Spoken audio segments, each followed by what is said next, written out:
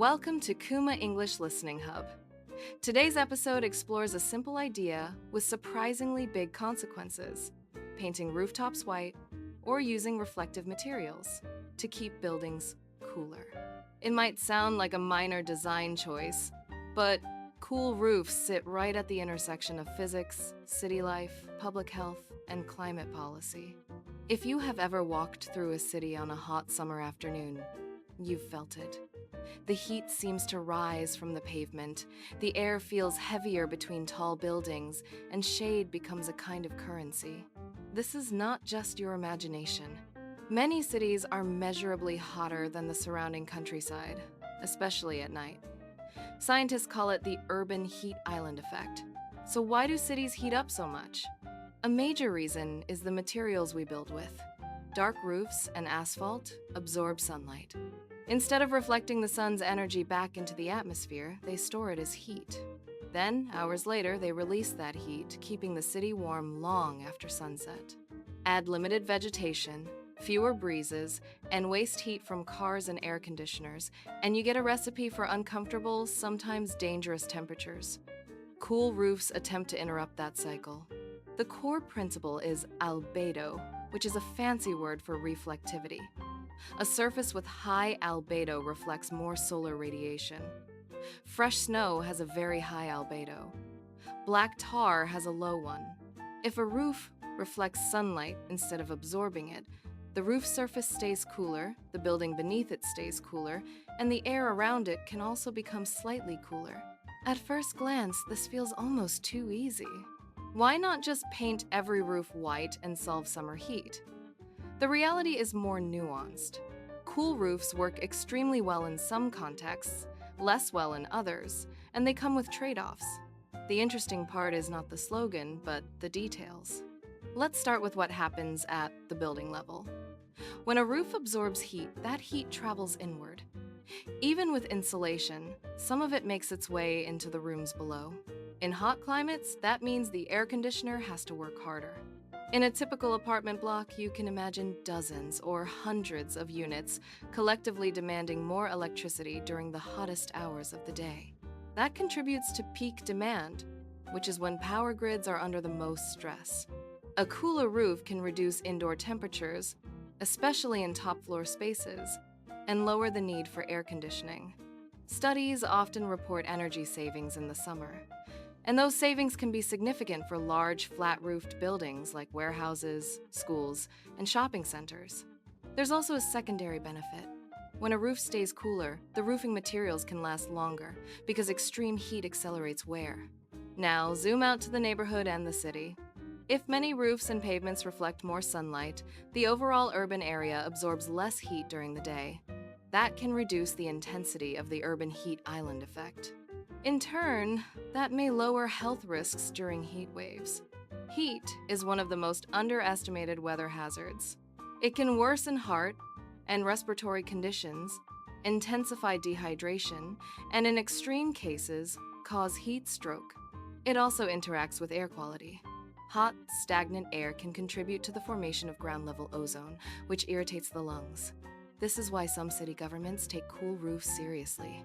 They may offer rebates, require reflective roofing on new commercial buildings, or promote roof coatings during renovation cycles. It is a form of climate adaptation, meaning it helps people cope with heat that is already happening, not only with future emissions targets. But cool roofs also raise a common question. If white roofs reflect sunlight back into the atmosphere, does that help slow global warming? The answer is complicated. Reflecting sunlight can have a small cooling effect globally, in theory. However, the real-world impact depends on scale, geography, and what you compare it to. A cool roof does not remove carbon dioxide from the air. It changes local energy balance. It can reduce electricity use, which can reduce emissions if the electricity comes from fossil fuels.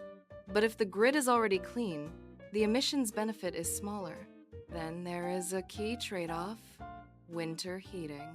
In colder climates, absorbing sunlight in winter can actually help warm a building. If you install a highly reflective roof in a place with long winters, you might reduce summer cooling costs but increase winter heating needs. Whether it is worth it depends on local climate, building design, insulation quality, and energy prices. This is one reason why cool roof is not a single product.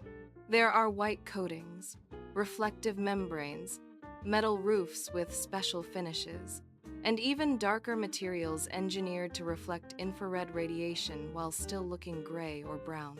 These are sometimes called cool-colored roofs. They are designed for neighborhoods where bright white might be visually unpopular or restricted by local rules. Aesthetic concerns sound trivial until you remember that cities are political and cultural spaces. People care about how streets look. Some historic districts have regulations about what materials you can use.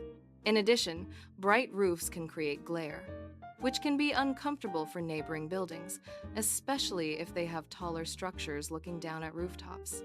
Maintenance is another practical issue. A roof that starts bright white may become dusty, stained, or covered with pollution over time. That can reduce reflectivity. In some areas, algae or mold can grow on roofs, especially in humid climates, and that changes how the surface absorbs heat. So, cool roofs are not necessarily a one-time fix. They can require cleaning or recoating to maintain performance. You might be wondering, if cool roofs are so helpful, why do we still see so many dark roofs? The honest answer is that building decisions are often driven by immediate cost, habit, and supply chains. If contractors are used to a certain material, they will recommend it. If local building codes do not encourage reflective surfaces, developers may choose the cheapest standard option. Also, the person paying for a roof is not always the person paying the energy bills. In rental properties, landlords might pay for construction, while tenants pay for electricity. That split incentive can slow adoption of energy-saving upgrades. Now let's compare cool roofs with another popular rooftop strategy: green roofs, meaning roofs covered with vegetation. Green roofs cool buildings through shading and evapotranspiration, which is the process of plants releasing water vapor. They can also reduce stormwater runoff and support biodiversity. So, are green roofs better than cool roofs? Not necessarily. Green roofs can be heavy, expensive, and require maintenance like irrigation and plant care. In dry regions, they may need substantial water. Cool roofs are usually cheaper and simpler to install. Some cities even combine both strategies, using reflective surfaces on parts of rooftops and vegetation on others. The best solution often depends on the building structure and the local environment. There is another twist: solar panels. You might think a roof should be either reflective or covered with panels, but the relationship is interesting. Solar panels work less efficiently when they get too hot. A cooler roof surface can sometimes help keep panel temperatures lower, potentially improving efficiency slightly. On the other hand, if the roof is very reflective, it could increase the amount of light reaching the underside of certain panel setups. Engineers and installers consider these interactions when designing systems. Cool roofs also connect to equity, which is an important social dimension. Heat does not affect everyone equally. Low-income neighborhoods often have fewer trees, more asphalt, and older buildings with poor insulation. Residents may also have less access to air conditioning, or may avoid using it because of electricity costs. During heat waves, these neighborhoods can face higher health risks. If a city invests in cool roofs, the question becomes, who benefits first? If incentives mainly help commercial property owners or homeowners who can afford renovations, the program may widen inequality. Some cities try to address this by prioritizing schools, public housing, community centers, and buildings that serve vulnerable populations. There is also a broader urban design lesson here. Cool roofs are a targeted tool, but they do not replace trees, parks, ventilation corridors, or public transit. They are one part of a larger toolkit for making cities livable in a warming climate. In fact, many experts argue that the best cooling strategy is layered. Reflective surfaces to reduce heat absorption, shade from trees and structures, and building designs that promote airflow and reduce the need for air conditioning. Let's make it concrete with a mental experiment. Imagine two identical buildings on the same street. One has a dark roof that reaches very high surface temperatures under strong sunlight. The other has a reflective roof that stays significantly cooler. Inside, the top floor of the second building is less stuffy, and the air conditioner cycles on less often. Multiply that by thousands of roofs, and you can start to see how a city could shave off some of its hottest extremes. Still, it is important not to oversell. Cool roofs will not turn a heat wave into a mild day. They will not fix poor housing quality on their own. They will not automatically reduce emissions unless they actually cut electricity use and the grid is carbon intensive. They are effective, but they are not magic.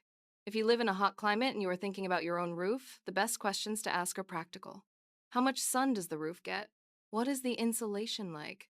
Do you pay high cooling bills? Are there local rebates? Are there rules about color or materials?